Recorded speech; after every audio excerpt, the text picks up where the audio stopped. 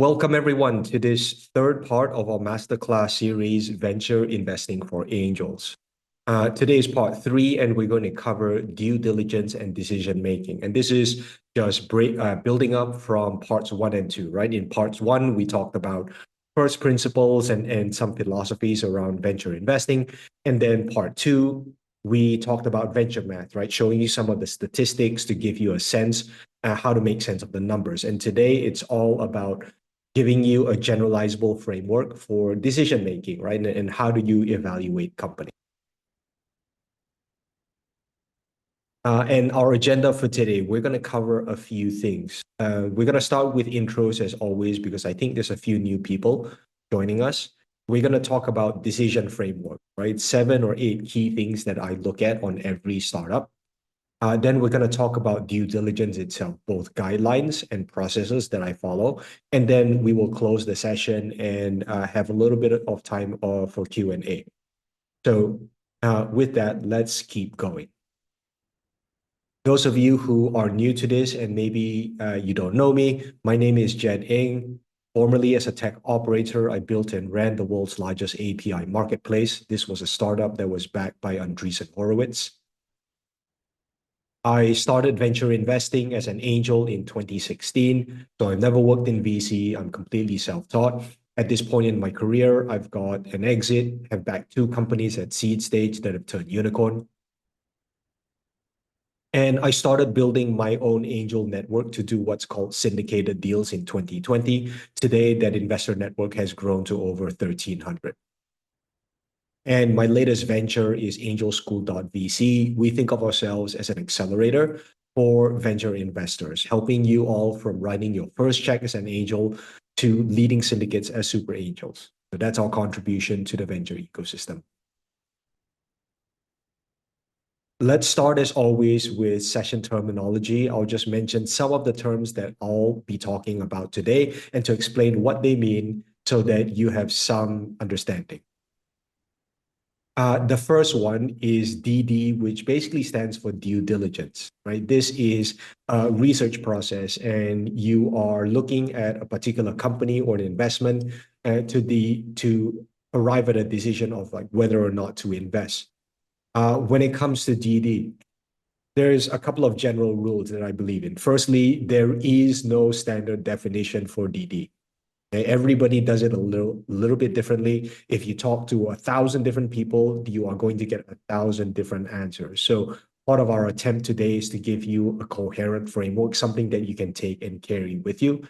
The other thing that is generally true with due diligence is that depending on the company stage, the level of diligence tend to be lesser. So earlier stage companies, yes, there is less information, less diligence to do before reaching decision making. But that said, I do also believe that investors tend to be a bit lazy about this, right? They sort of make an excuse and say, oh, the company is so early, and therefore there's nothing to diligence. And I actually disagree with that.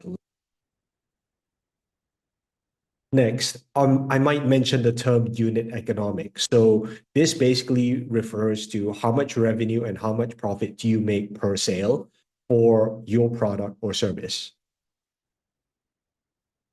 If you hear the term MRR, this stands for monthly recurring revenue. If you've got a business like a software business with monthly subscriptions, you are billing customers on a monthly basis. And so that could be considered recurring revenue. And so one way to represent that is to say, hey, on a monthly basis, how much revenue that I'm getting? So that's MRR. And that contrasts with ARR, annual recurring revenue, which is that we're taking the MRR, monthly recurring revenue, and multiply that by 12. So nothing magical there. On this topic of ARR or MRR, it does depend a lot on the business model. Okay, so you might be investing in a company where the revenue is not strictly recurring, in which case to match things up, you probably want to use a metric like annualized revenue. And I make quite a big distinction between a business model that isn't recurring, in which case it's annualized revenue versus ARR, annual recurring revenue, right? For me, it's a pet peeve of mine when founders, represent everything as ARR when it's like not strictly recurring, because it does matter towards revenue quality. Another metric that I might mention, and this is a good one for you to know in passing, just for knowledge, is the term NRR, or net revenue retention. Okay, very simply, what this calculates is based on a customer cohort from one period of time to another, let's say a month or a year, how much does revenue increase due to expansions? For instance, you upsell or you expand usage, or contraction, right? The customers actually churn or they reduce usage over a time period. And the formula, it looks like something like this. And again, this is just for your awareness. We are taking the beginning ARR of a customer cohort. We add the expansion ARR for the people that increase their revenue.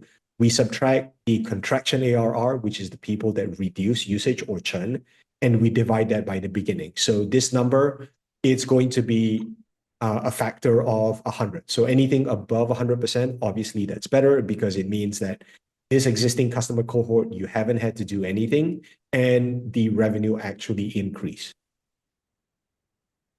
Okay, moving on to the next section, I want to talk about venture axioms. So these would just be some high-level rules, right, to frame out your thinking around when you look at a company, what do you prioritize, what's important to you. Depending on where you are, I would say that this part of it is more to get you thinking, right? In the end, the answers and the positions that I take are philosophical. Depending on the sector and your view, you are going to have to make your own decision. So I'm going to give you some axioms, some generalized rules that I stick to when I make investments. And it's up to you to decide whether this works for you or not.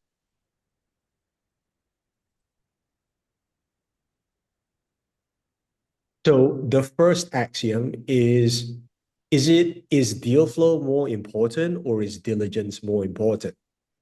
One of the things that we hear in venture all the time, and people repeat this and regurgitate it all the time, is to say, hey, it's all about deal flow, right? It's all about having great deal flow, and that's your recipe to success. So the question here is that, do you think having great deal flow, quality deal flow, is all that matters? Or is the ability to do diligence to make great decisions more important? This is a philosophical question, right? For me, I lean more towards diligence. The reason is that you don't actually know if a deal is good until you've done the work. Very often, in my view, when I've talked to other investors, when they talk about a great deal, usually when they say it's a quality deal, they're usually referring to signaling value. It could be something like this company went through Y Combinator, or they have VC backing. And those data points are not without value. Sure, they could mean something, but it doesn't tell you whether the deal is a good investment or not. And it's not until you do the work that you can tell. Okay, so this is one of those rules that I think investors, one of those bad habits that investors generally have, right? We over-index on signaling value, right? You pick a shiny object, something that you pick, some data point around a company, and to overvalue that, and it can be a big mistake to make a decision to invest on the basis of that. Next, is it about the team or idea? I think there is less controversy about this one. We can all generally agree.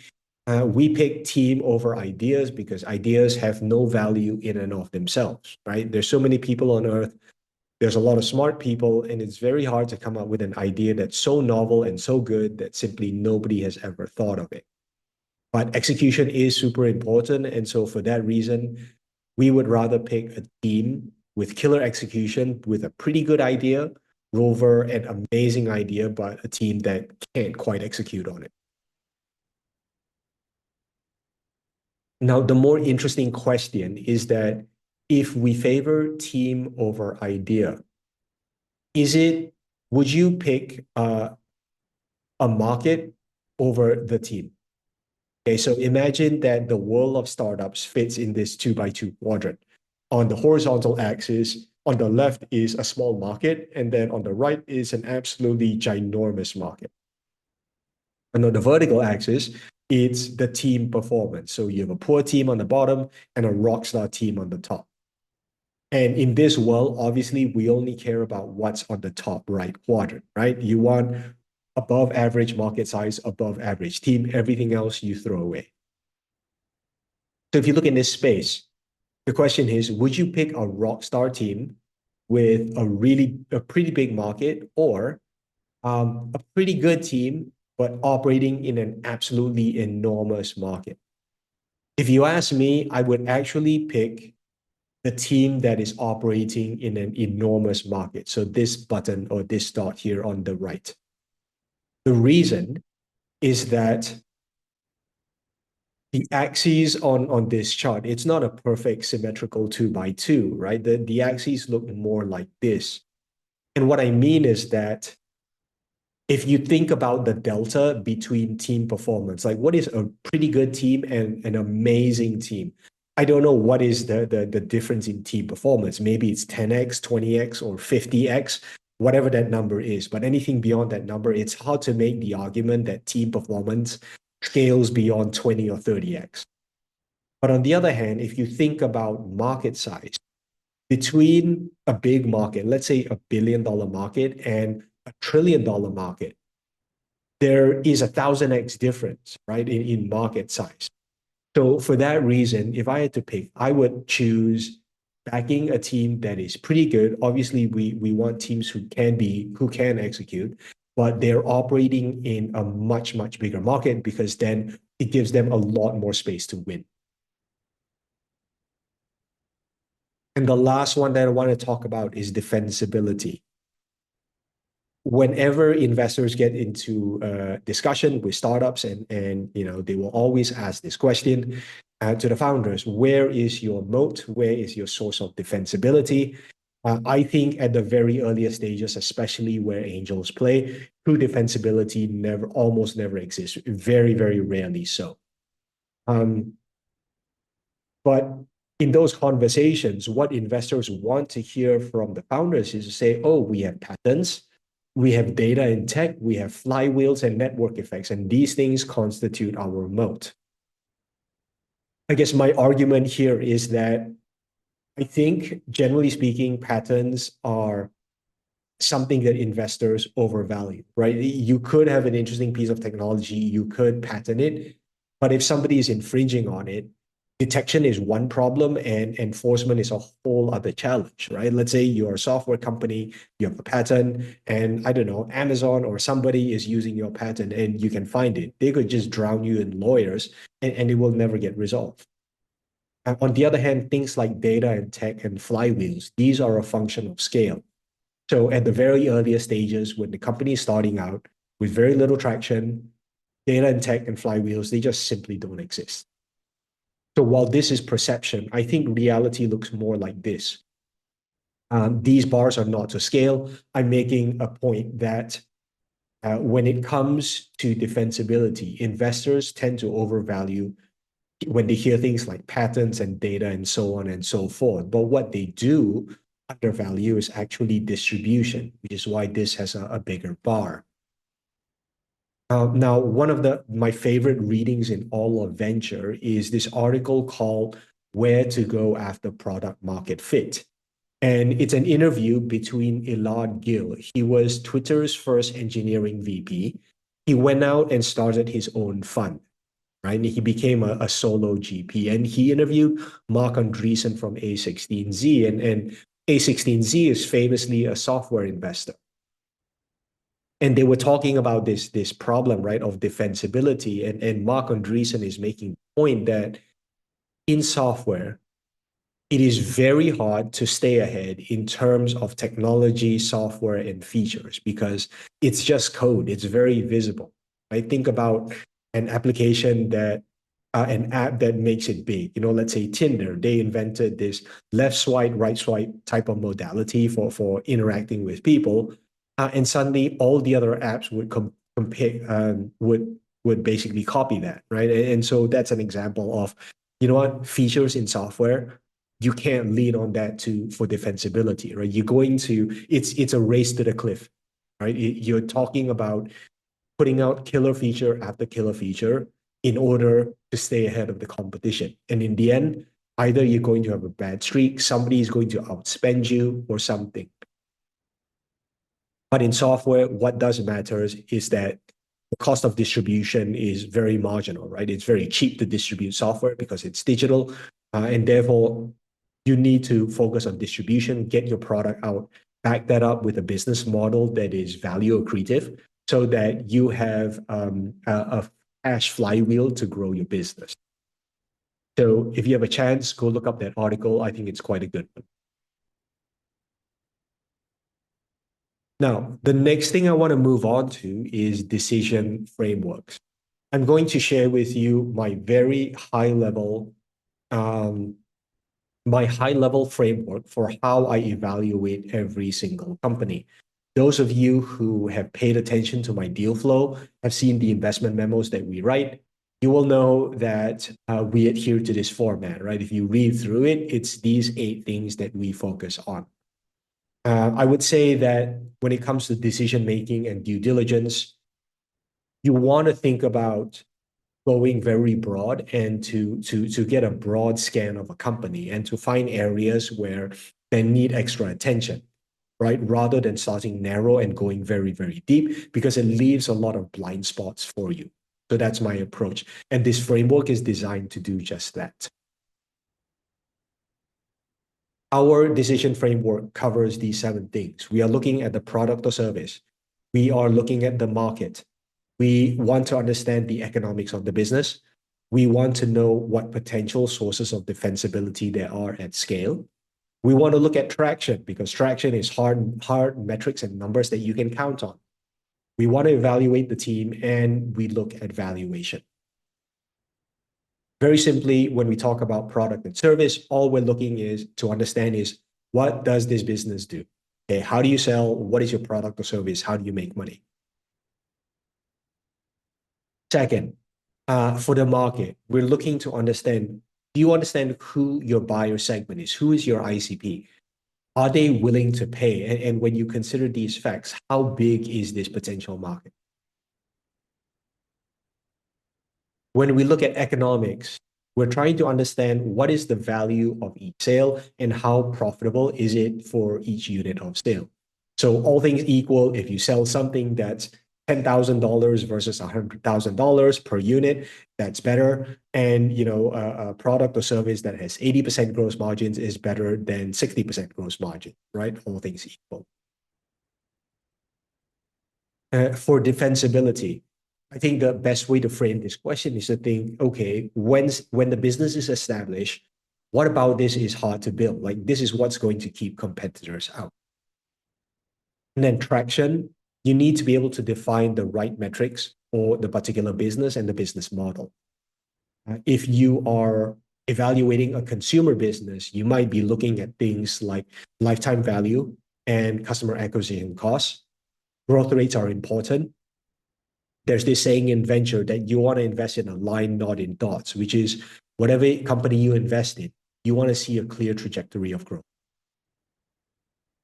If you are investing in a marketplace, you want to understand the GMV, gross merchandise volume, and the take rate, what percentage of that, the transaction volume, that the business is keeping. And this is one area to be very careful about because sometimes founders will get creative and they will represent GMV, the overall process volume, for revenue, which is simply not true. So take an example like a fintech that does payment processing. You could be processing $10 million a year, but your take rate because it's payment processing might only be 0.1%. And therefore your revenue is only worth $10,000 or something trivial like that. I pay a lot of attention to revenue, both the ARR, annual recurring revenue, and the net revenue retention. We are sensitive to profitability. I like businesses with big, fat, thick margins. And then also we pay attention to capital efficiency. Very simply, how much is this company burning to grow? And on the team is one of the most subjective things to evaluate in this whole framework. Generally speaking, I look for two things. One is founder market fit. Do the founders know the space that they are building for? Because otherwise, it's pretty hard for you to build a service that's attractive to consumers if you don't know the market in the first place. The other question that I'm looking to answer is how serious and committed are the founders?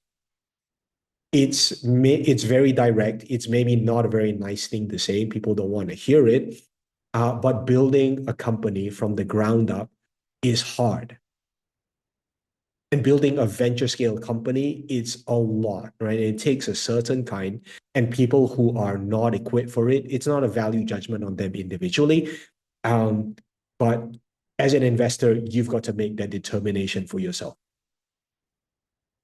And finally, look at valuation. You're looking to answer, is the company fairly priced, given their metric, given everything that is going on?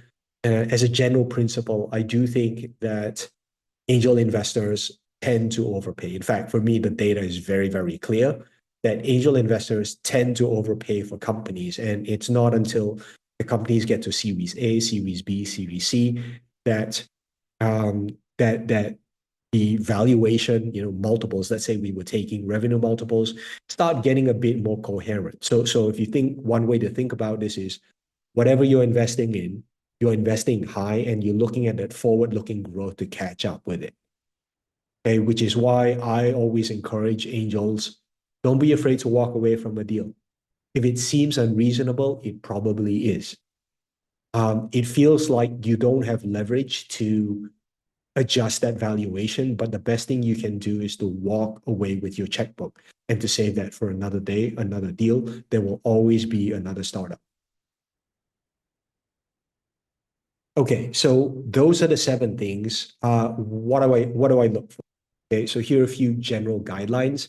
When we look at the product or service, high level, can you make the argument that this product or service is differentiated by an order of magnitude?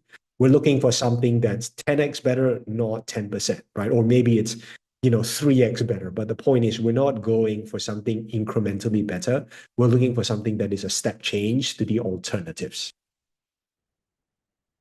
Second, I do pay attention to market size.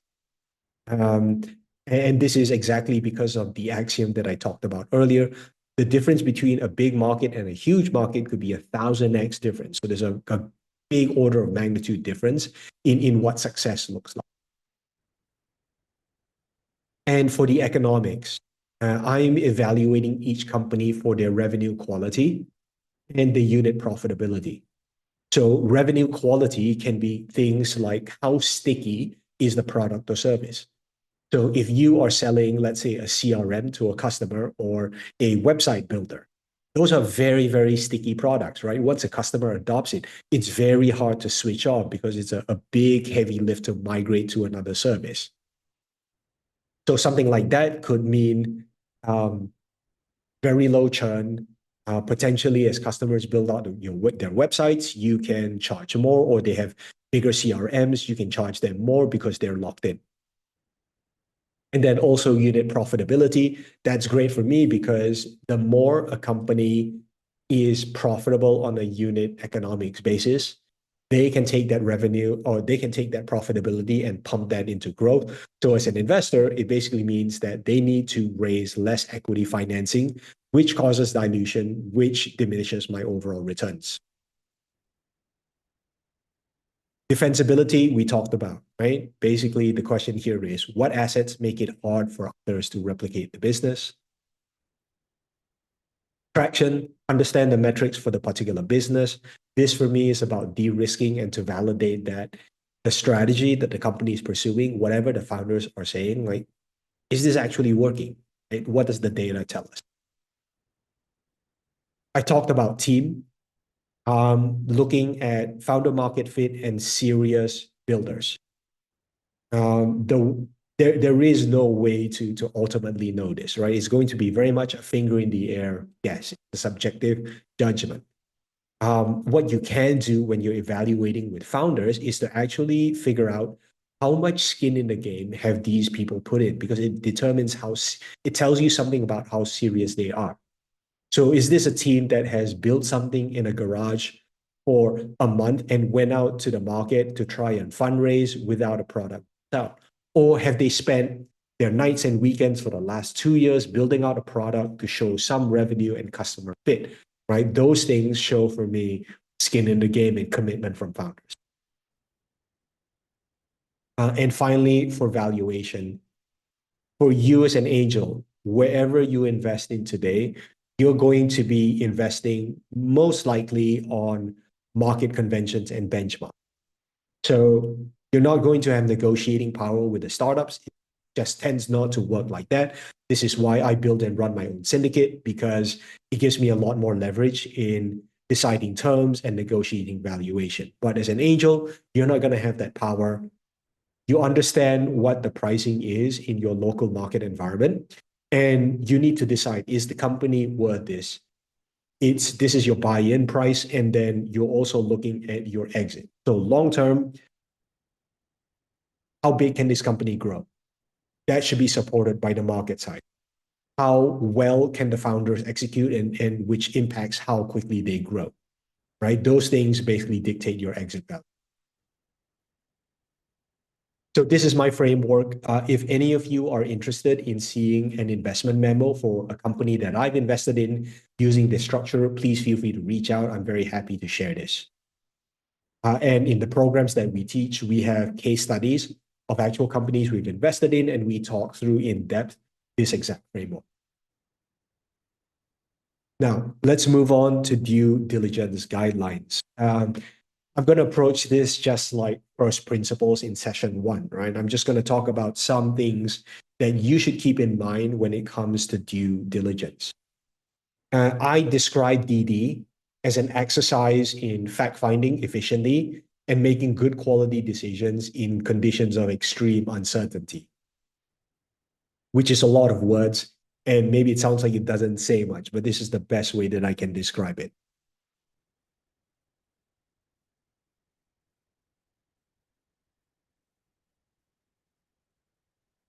Now, when you do diligence, what are you optimizing for, right? It isn't just about getting to a decision. There's a few things you should consider, in my view. One is you want to make the best quality decision. Second, you want to be efficient, which means expending only as much time and effort as needed. And thirdly, you want to minimize capitalization risk. And the last one, capitalization risk, basically means how much is the company going to raise and can they get there? Right? A scenario that I always want to avoid is if a startup is trying to raise, let's say, $500,000, I don't want to be through my diligence fast and to be the first check in when the founder is going to take the next 3 or 4 months to fill up their round. Right? They're basically not really going to be growing that much because the founder is focused on fundraising rather than building the business. And there's always a risk that maybe the company doesn't complete the full round, which basically means your money is locked up, they have less runway, and the risk profile is actually higher. Whereas in a situation like this, you could always play for time, because more time means that the company has more metrics, more information, more data that you can work with, which basically improves your decision quality. Next, I have a rule that every company starts at a no by default. And it's up to the startup to convince you otherwise. Maybe it seems a bit harsh, it seems a little bit cynical, but the odds of getting a return on any startup investment are very long. They are very much against you. So I highly recommend that you approach this in a little bit of a skeptical way, especially when you're starting out, when your judgment maybe isn't as tuned. And also you're excited to get started. And so saying no to a company feels like you're not doing anything, you're not getting in the action, but it pays for you in the long run. right? You can always walk away from a deal. There will be another one, but your capital is finite. That's how I think about it. So to put this in perspective, if a startup success rate is maybe 1,000 in one, by automatically saying no by default, you're making the right decision 99.9% of the time. Or another way of saying this is that your odds of getting a missed opportunity, a type 2 error, by saying yes is basically 1,000 to one, right? So given these stats, you should be inclined to say no more often. The next thing is to stage your process out for how you progress with diligence. The way I think about it is you want to devote only as much time and effort as is needed to get through one step in the process before investing more of your time and energy. So I'll talk about a process later. Just hold on to this idea just as a concept. The reason this is important is that the time and effort required in diligence increases exponentially the deeper you go into the process, right? So save your energy, save your bandwidth for the companies that really matter. Don't waste it all on too many that just don't make sense. And all of this speaks towards being efficient with the process, which I think is generally good because it aligns with founders as well, and being empathetic, right? Fundraising is not an easy thing. Founders can only devote so much time to each investor based on the potential check size.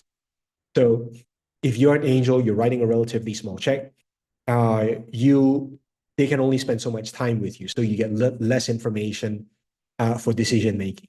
So the more streamlined you can be, the more efficient with the process you can be. This basically is a way for you to like zero in on the things that actually matter.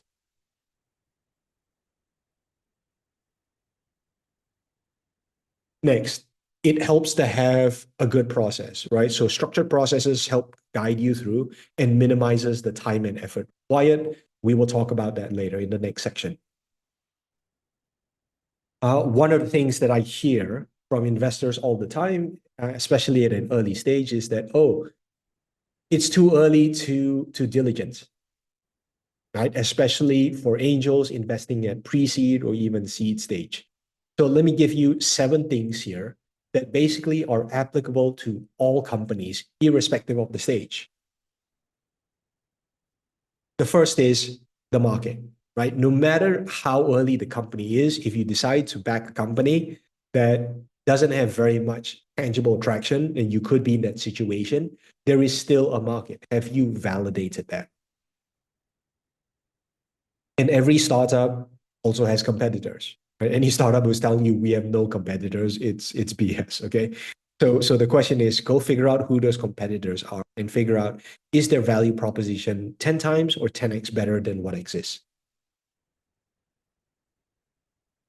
And you can evaluate the founders for founder market fit. Do they know the space that they're building for? You can look on their LinkedIn, ask about their past experiences and things like that. If the company went through an accelerator program, do you know somebody in the program that can give you a second opinion about the company or the particular domain that the company is in? How well do you know it? Can you get a sanity check about this space from somebody in your network? And if you got a financial model from the company, great. How much do you trust these numbers? Like, have you actually looked at this and say, do the projections make sense? Okay, so these are a few examples that of things that you can evaluate for all companies, right? I mean, as a general rule, I would never, ever invest in a company that only has a pitch deck. Okay, and believe me, many have tried. Some founders even approach me and say, hey, we want to move fast. Here's a few lines about the company. We don't have a pitch deck yet. And would you invest? It's like, absolutely no way. That is like disrespectful to you as an investor.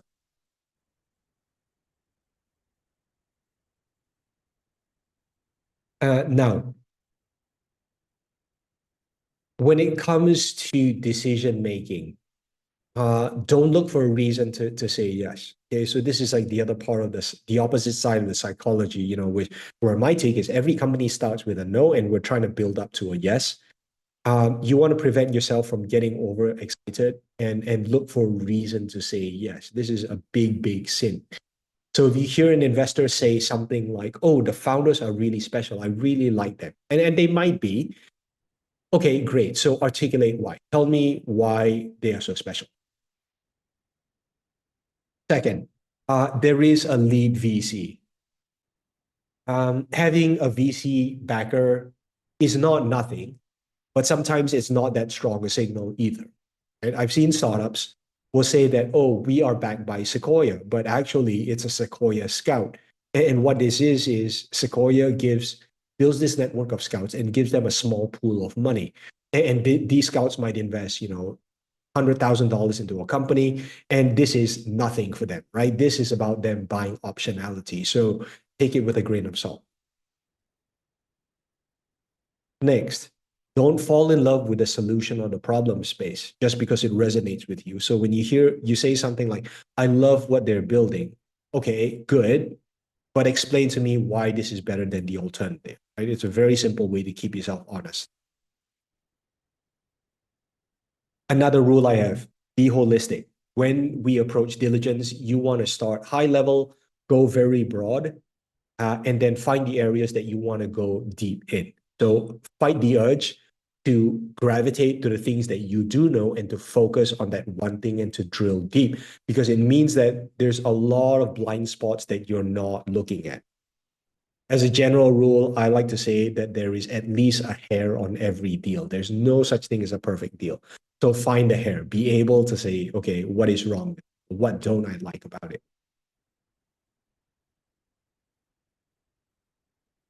I'm going to skip this one and talk about decision making next, which is you've completed this process, something that you think is due diligence.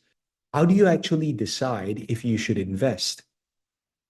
Right? It's a really interesting question, and we think about that a lot as well.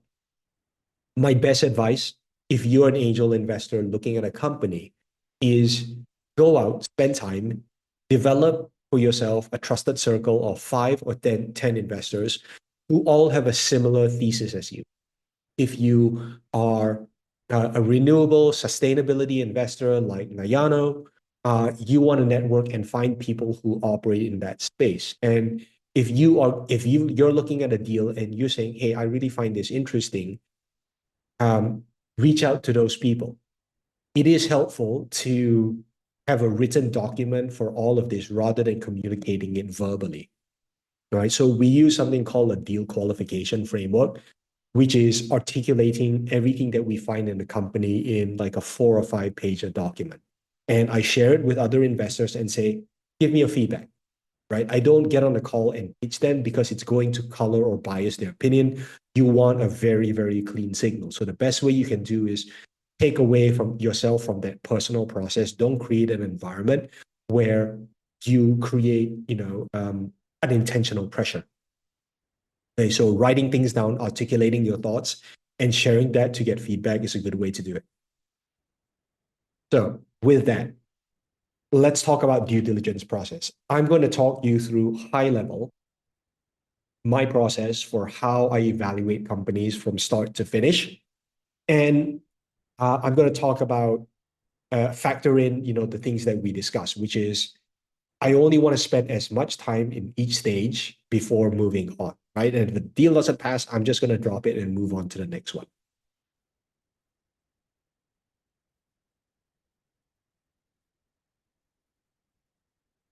If you are an angel investor, you are probably investing in pre-seed up to seed stage companies. If you are progressing through diligence in a productive way, you should be able to get through this in a 2 to 4 week period. My process starts like this, right? I get an inbound deal. And here, all I'm looking for is a pitch deck. I spend 5 minutes on it at most, sometimes a lot less. I'm only going to progress this deal if the deal passes my thesis fit. which basically means which sector, which stage, which year do I invest in? Does this company fit? If yes, I will progress. If not, I'll just drop it. The next one is the filter.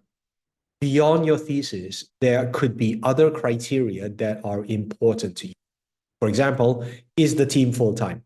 Right? I don't know about you. For me personally, I would never invest in a company where the founders are not full-time. They still have a job. It shows to me that they still have a safety net. They're not all in on this. I don't like that. For our syndicate deals, we look at companies with a minimum of $250,000 ARR. Anything less, it's too early. We won't accept that. So those are some of my filtering criteria. This is something that I will spend 10 minutes on. And if it doesn't hit my negative filters, I will progress. The next stage for me is a founder call.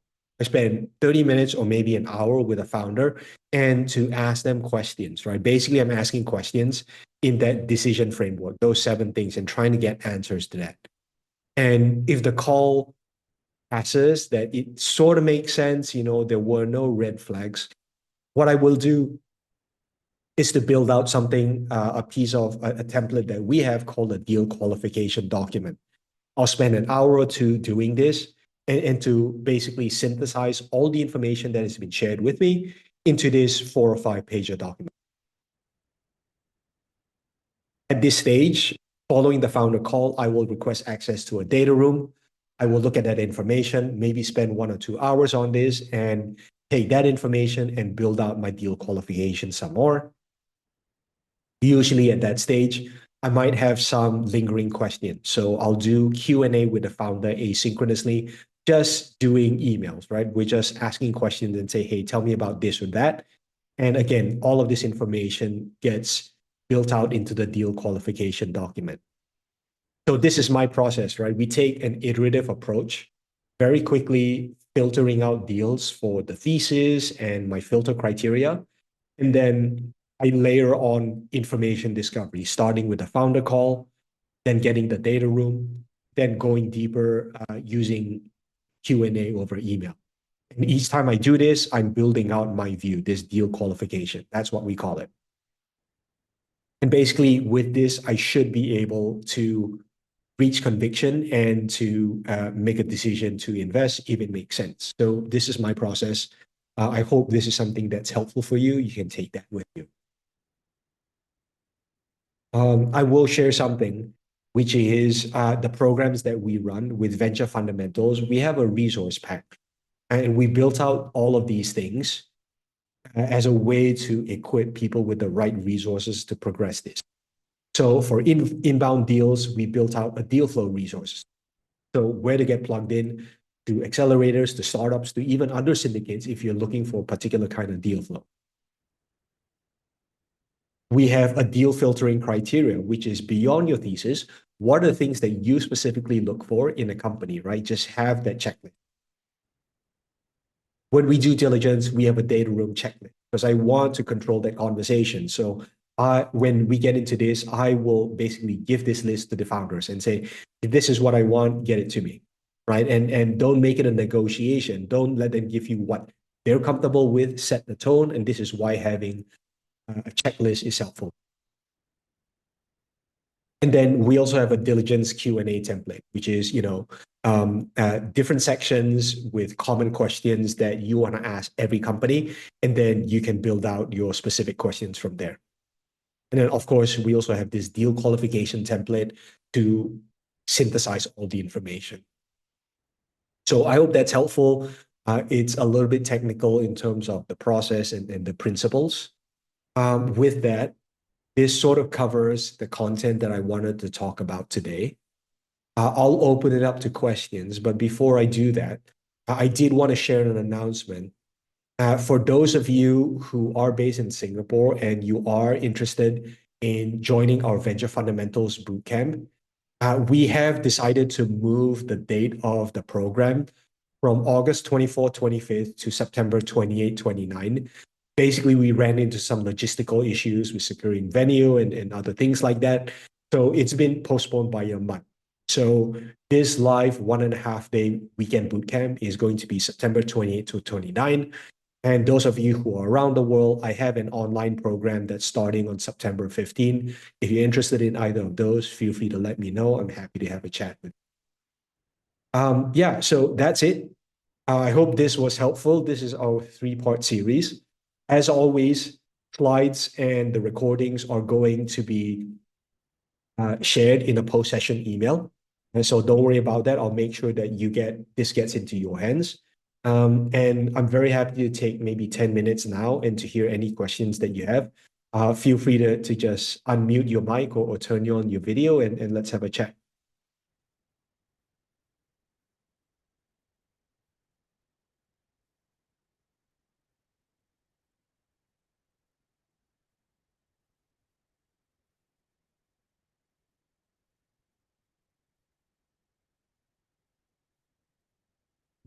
Maybe I'll start and address a question from Bariskan. I don't know if I'm pronouncing his name the right way. It looks like he's dropped from the session, unfortunately. The question from Bariskan is, what do we need to take into account while calculating expansion ARR? Right. So I think the point here was early on, we talked about this metric, net revenue retention. And one of the pieces in that formula is expansion ARR. So if you think about a business with a business model where they sell per seat, for example. So if you're a customer and they start the year with 5 seats of usage and then they increase that over a year or to 10 seats and you charge for all of them, that would count as expansion revenue or expansion ARR. I hope that's clear.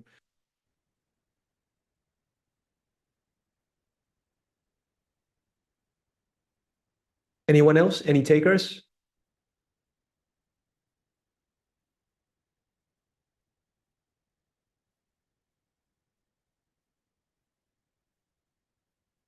Don't be shy. Leave your questions in chat, or I will invite you to unmute your mic and to speak up and to ask.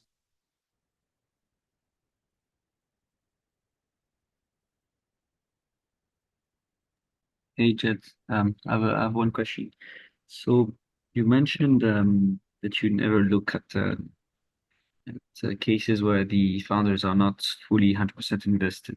This is, I believe, um, I mean, this is part of your framework and your strategy, but I believe some BAs would be inclined to have a look at it if it's a bit earlier in the, I mean, much more early stage, maybe smaller tickets as well? Or is this something you would definitely not recommend?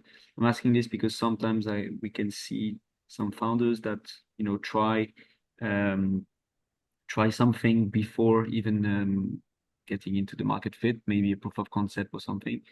And I can understand that they are not, leaving fully their job. They want maybe some revenues kicking in before they fully invest. Yeah, Um, how do you see that? Like, is this a fully no-go because you want them to have a skin in the game, or is this yeah, part of the strategy of your yeah. framework because you want a bit more proof that they are invested? Sure. It's not the same level or stage, I would say, but just want Yes. to get your feeling on that. Yeah, it's a bit of a nuanced question, right, Michelle? I think great question. Let me kind of address it. I think my stance is partly philosophical, right? What I believe, like I want founders who are like all in and they're ready to dive company. So that's kind of my intent, what I'm looking for. The other variable for that decision is actually on when we invest using this syndicate model, it's helpful for custom. The optics and perception matter, right? To say like, oh, we're backing this company, but the founders are not full time. It's a bit weird for my investors, and so for those reasons, those are practical reasons. I choose not to. For you as a business angel, when you're starting out, I would say that look, there is a good price for everything, right? There's a right price for everything. So if the valuation is kind of like good enough for that early stage and it makes sense to you, then maybe it's worth it. But I would also kind of challenge the thinking, Michelle, which is that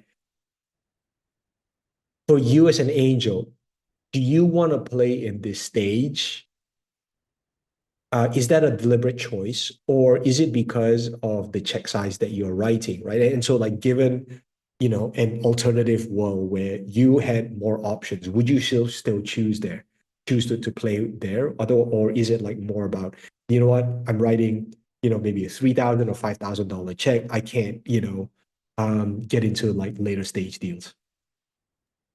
Yeah, yeah, I see what you mean. It's more in these particular cases because the stage is a bit earlier and the check request or yeah would be smaller. I don't want to just block and tell them, hey guys, for 5,000, please put more skin in the game, drop your job, because I feel that it's disconnected. If they drop their job, maybe then they are in a stage where they can get some revenues. Maybe they don't pay themselves well enough. That's fine, but it's not the same stage of investment. So uh, Yeah. Yeah, exactly. Like, I think at this super, super early stage, mhm. if the company is just trying to raise like 40 or 50 grand, um, yeah, my question is, why can't the founders, either sweat equity and Yeah, yeah, or find the capital, right? Like beyond at some level, it's a bit ludicrous that yeah, you're yeah, coming out with cap in hand already. of course. Yeah, thanks, Jed. Sure. Um, Vineet, hey, great question. Are you in a position to like speak up and maybe you can share your question with everybody? Yeah, absolutely. I don't know if you can hear me. All right. Again, yeah, I think there was a point while you were talking about due diligence and you were talking about your decision framework. Um, I was just a bit curious about, depending on what stage a company's at, if they've raised capital, and if they've given away some equity, would you be like, what parameters are you looking at that point? Because maybe you're writing a bigger check and getting only a certain part of it. yeah, What factors do go into that while you're doing your due diligence? yeah. So we don't have target ownership stakes like VC funds, right? So when funds and they want to have write a certain check, have ownership stakes, that's really a control mechanism more than due diligence. We're not really at that stage, right? For me, I go back to first principles, which is, do I think this is a good investment? Plain and simple. And is the price fair? And if it is, like, we'll go in. In fact, I tend to prefer properly structured financing rounds where there's a lead VC and there's no ego attached, and we're just happy to kind of um, ride along and fill up the allocation, if that makes. Yeah, I think it just comes down to what is the most attractive deal that we can get into. Yeah, that makes sense. Awesome. Thank you. Pleasure. Um, Ivan, you had a question on DD on Team DD.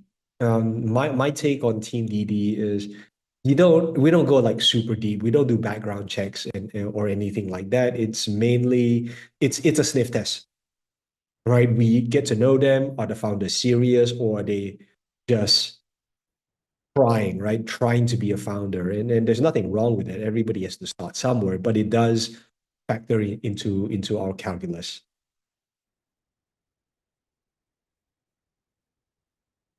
And Ronald, for pre-seed companies, we do have a data room checklist. If you want, reach out after. I'm happy to give you a list that I use. Um, and it's just good to have this list, right? You can just share it with the company, and they might be like, "Look, we're at pre-seed. We don't have A, B, and C," and that's totally fine. Strike it off.